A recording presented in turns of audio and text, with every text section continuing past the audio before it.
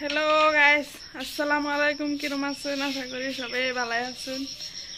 আমরা আন্নে ঘর দ্বারা ভালাই আছি। ঘুমের তো টেহারা আজকার ব্লগটা শুরু করে দিলাম। চা বানাইছি, চা নষ্ট হয়ে গেছে। আন্নে ঘরে দেখাইতেছি চা বানায় মানে ডালচি নষ্ট হয়ে গেছে।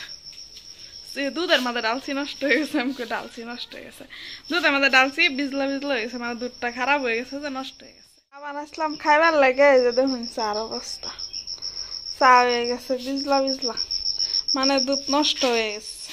আর অবস্থা কিরম হয়েছে কপালে নাই কে, মানে চা আজকা খাম যেত না।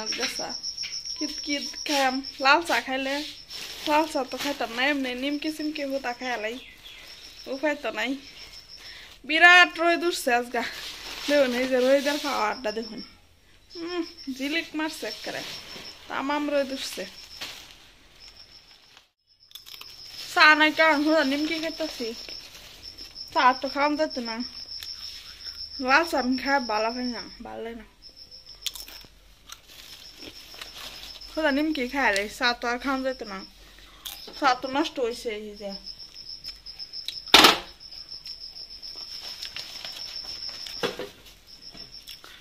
তো বেশি গরম দিছে, বেশি আলাপ করতাম না, রাগ উঠবো। বাই।